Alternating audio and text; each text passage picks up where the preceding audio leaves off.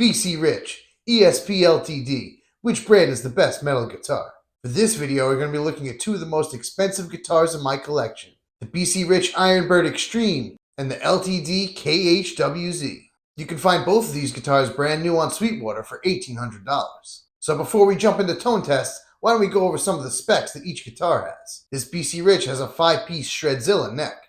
It has a 24-fret ebony fingerboard. It's a neck-through design with Fishman Fluence modern pickups. It has a 3-way pickup selector switch and even a kill switch. It comes with a Floyd Rose 1000 double locking tremolo. Not only that, it has Grover tuners and abalone around the trim and on the 12th fret. This LTD has EMG KH bonebreaker pickups. It has a 3-piece maple neck and a 24-fret ebony fingerboard. The LTD also has a Floyd Rose 1000 double locking tremolo, just like the BC Rich. As you can see, this LTD has a really cool horror graphic, as well as spiders and a bat on the 12th fret. And one last thing that the LTD has that the BC Rich doesn't, this came with a hard case. And a cool one at that, an ESP LTD Tombstone style case, complete with tombstone graphics. Both of these guitars were crafted in Korea, so they should be on the same wavelength as far as build quality is concerned. So for this tone test, we're going to do some chugs, play some metal riffs, even some palm muting. I'm also going to play some riffs with heavy whammy bar usage to see how well these Floyd Roses hold their tune. I'm going to do these separate tests one after the other, so you'll be able to do a direct comparison.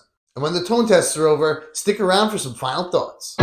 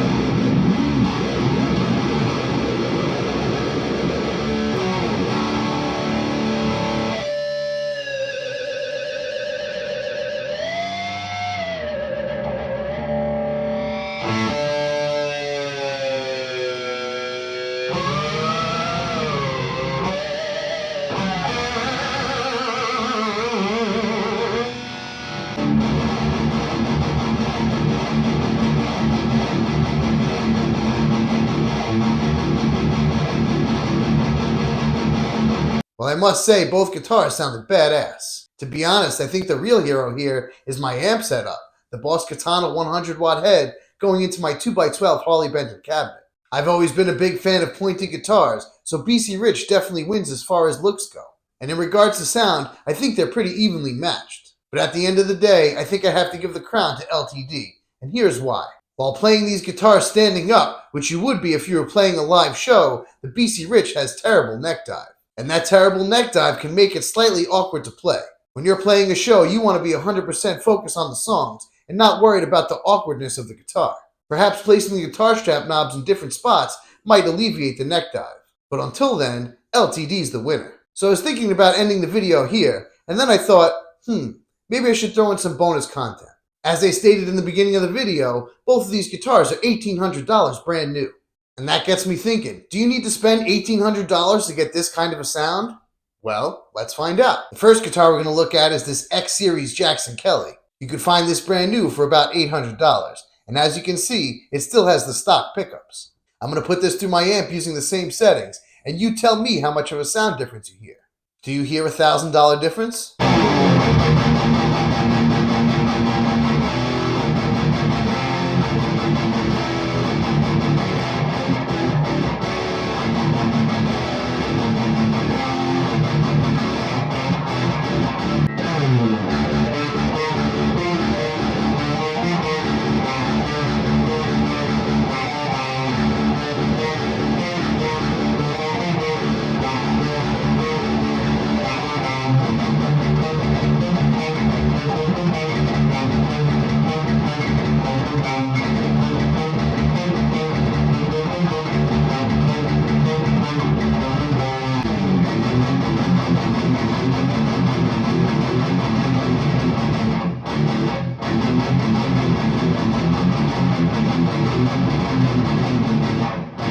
This next guitar is an X Series Jackson Warrior.